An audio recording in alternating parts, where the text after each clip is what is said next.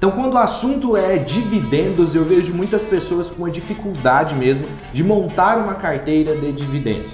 As pessoas têm uma certa facilidade de encontrar boas pagadoras de dividendos, mas falta um raciocínio lógico aqui, uma carteira coesa que faça com que você receba bons dividendos. Então hoje nesse vídeo aqui eu separei ele em duas partes e na primeira parte a gente vai falar como você iniciaria o processo de montar uma carteira de dividendos. Quando a gente fala sobre dividendos, a gente precisa separar dois tipos principais, dois perfis principais de investidores. Existe o pequeno investidor, que é aquela pessoa que está começando agora na Bolsa de Valores, mas que gosta muito da ideia de receber renda passiva por meio dos seus investimentos. Essa pessoa, ela se preocupa com crescer o seu patrimônio, mas ao mesmo tempo que isso acontece, ela quer receber os seus proventos. É o típico caso daquela pessoa que não se sente confortável tendo uma carteira de ações que não te pague de pelo menos um provento por mês, ou se não um provento a cada trimestre. Provavelmente esse deve ser o seu caso. Mas existe um outro perfil de investidor que a gente também vai abranger aqui nesse vídeo, que são aquelas pessoas que já têm um certo patrimônio consolidado.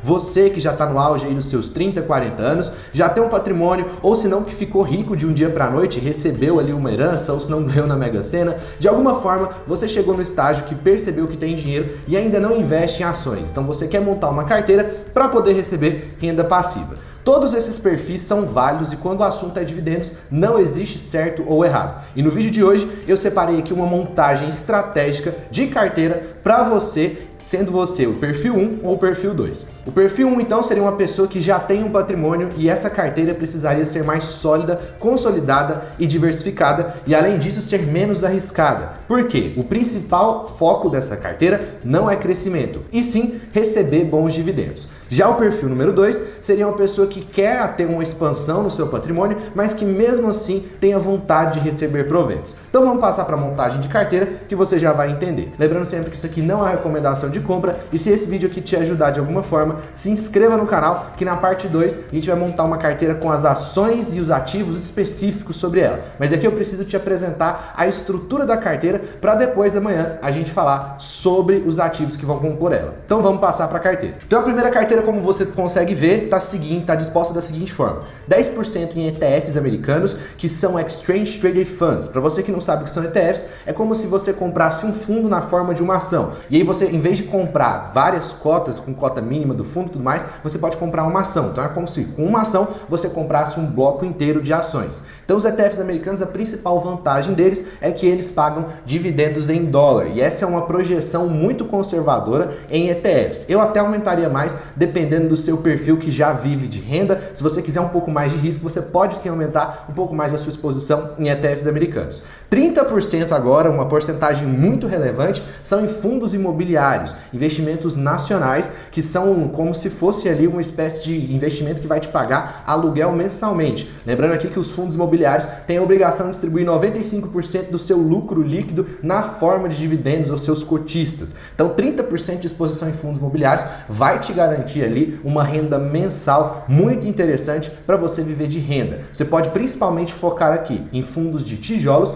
em setores estratégicos como de logística, shopping centers, lajes corporativas, prestando sempre atenção e evitando ali você ter o correlacionamento de risco e também a questão do fundo monoativo. Correlacionamento de risco é o seguinte: se você já investe em uma ação, verifique se o fundo imobiliário não aluga aquela estrutura para uma empresa que você já é acionista, porque dessa forma você está correlacionando uma classe de investimentos, fundos imobiliários, com a classe de ações. E prestar atenção também na questão dos ativos do fundo, tá? No próximo vídeo, como eu disse, a gente vai abordar quais ativos vão fazer parte aqui dessa carteira, mas preste atenção para não escolher um fundo imobiliário que tem apenas um ativo, porque se aquele ativo ficar sem alugar, você teria o seu rendimento comprometido. Então pensando numa carteira então 10% em ETFs americanos para receber dividendos em dólar e 30%, um peso muito grande, em fundos imobiliários. Prestando atenção nos fundos imobiliários, saiba que como a questão aqui do perfil número 1 é proteger patrimônio, os fundos imobiliários não vão ter uma grande rentabilidade, não vão despontar de uma hora para outra, mas vão te garantir um pagamento mensal e essa é a estratégia. E ainda no mercado imobiliário, eu coloquei uma exposição aqui de 20% em REITs, que são os espécies de fundos imobiliários americanos. É claro que eles não funcionam na forma de um fundo, eles funcionam na forma de uma empresa e investem unicamente no mercado imobiliário. A grande vantagem de investir em REITs é que o mercado imobiliário americano é muito mais sólido e consolidado que o brasileiro. Então as taxas de juros favorecem o crescimento amplo do mercado de imóveis lá. E além disso, os dividendos distribuídos pelos REITs, além de ser em dólar, têm uma previsibilidade e uma periodicidade um pouco maior. Então aqui os ETFs americanos e os REITs vão te garantir um dividendo em dólar. E isso vai ser uma recorrência muito interessante aliada aos fundos imobiliários. Mas é claro que aqui a gente precisa também ter uma exposição em ações. Então, como você vai ver aqui na tela, a gente tem 40% em ações com dividendos, ações de dividendos. E aqui o que você precisa entender? Aqui nas ações de dividendos você precisa focar nos setores para receber dividendos. Como eu disse no próximo vídeo, vamos tratar aqui quais são os ativos, então se inscreva para não perder quais ativos vão fazer parte dessa carteira, mas saiba que essas ações de dividendos são no mínimo assim ações que têm um dividend yield maior do que 5% nos últimos 5 anos. Então pega o dividend yield médio das ações e vê se ele é maior do que 5% e um intervalo de tempo de no mínimo 5 anos. E aqui você precisa focar em alguns setores específicos, que são utilidade pública, como energia elétrica e saneamento básico, e também você pode focar no setor bancário, no setor de seguros. O setor financeiro como um todo tem sim uma ampla capacidade de pagamento de dividendos. Então essa aqui é a carteira do perfil 1. Como você viu, grande peso nas ações de dividendos e nos fundos imobiliários. Uma pequena exposição de cerca de 30% no mercado internacional, porque eu acredito que seja interessante para você que já tem um patrimônio relevante se proteger lá fora e receber dividendos em dólar, porque vai te garantir uma segurança um pouco maior.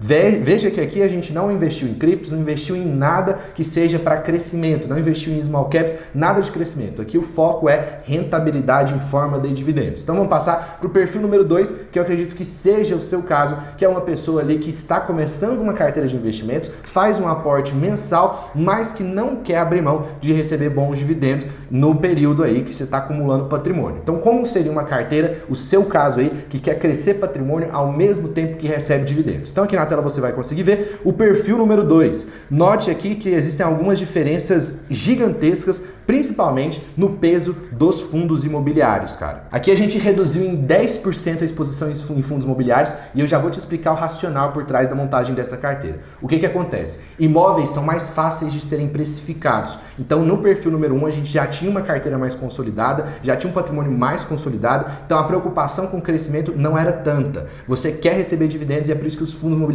vão ter ali 30%. Agora aqui, se você está crescendo o seu patrimônio, é legal reduzir os fundos imobiliários um pouco, principalmente nesse início, porque os imóveis são fáceis de serem precificados de uma maneira que as ações não são. Então o imóvel, você consegue avaliar um imóvel em R$1 milhão, R$1,5 milhão, não tem expectativa de crescimento, não tem crescimento por cota. Se você olhar o iFix, que é o índice dos fundos imobiliários, e comparar com o Ibovespa, você vai ver que ele oscila menos. E é por isso que os fundos imobiliários precisam ter um peso menor no acúmulo e na construção de patrimônio. E os fundos imobiliários não vão dar essa despontada de uma hora para outra, mas como você quer receber bons dividendos, você precisa ter uma certa exposição a essa classe de ativos. Outra coisa que mudou também, se você for reparar, da carteira anterior para essa, foi o aumento ali nos ETFs americanos. Por que eu aumentei os ETFs nesse perfil número 2? Porque os ETFs têm uma exposição muito grande em diversas ações, e essas ações podem ter um crescimento, e é por isso que eu decidi aumentar um pouco mais a sua exposição em ETFs, para poder colher um certo crescimento ao passo que você acumula patrimônio.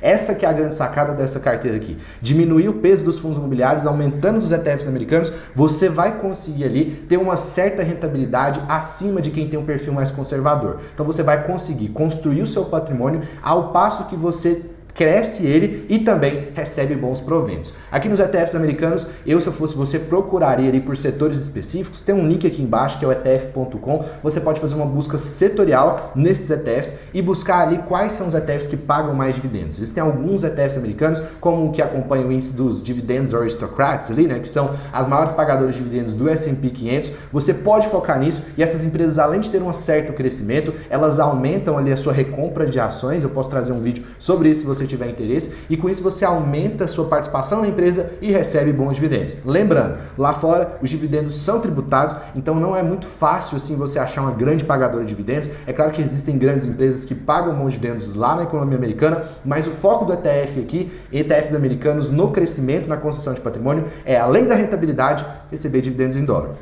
E nas ações de dividendos eu mantive o percentual de 40%, mas aqui, se eu fosse você nesse perfil de carteira, a gente pode pensar ali em algumas ações estratégicas em setores cíclicos, ou seja, algumas commodities para receber dividendos. E no vídeo a seguir, no vídeo de amanhã, a gente vai falar sobre isso. Então, se você gostou desse conteúdo, dessa carteira, se inscreva no canal, que amanhã essa carteira vai ganhar uma forma específica. A gente vai montar quais ativos vão participar de cada classe que eu compus aqui nessa retratação, mas use essa distinção aqui, essa distribuição de ativos para montar um racional na sua carteira. Eu sinto falta aqui dos investidores mais qualificados, aquelas pessoas que querem pensar mais no longo prazo, e essa estratégia aqui é muito interessante. Então eu recomendo que você observe a sua carteira e tente adequar com aportes, não vendendo ativos, o seu perfil de investidor. Se você já tem patrimônio, carteira número 1, a minutagem está aqui embaixo, e se você ainda está na parte de crescer patrimônio, carteira número 2, preste atenção nos ativos, e amanhã a gente vai trazer aqui quais ações vão fazer parte. Fechou? Então o vídeo de hoje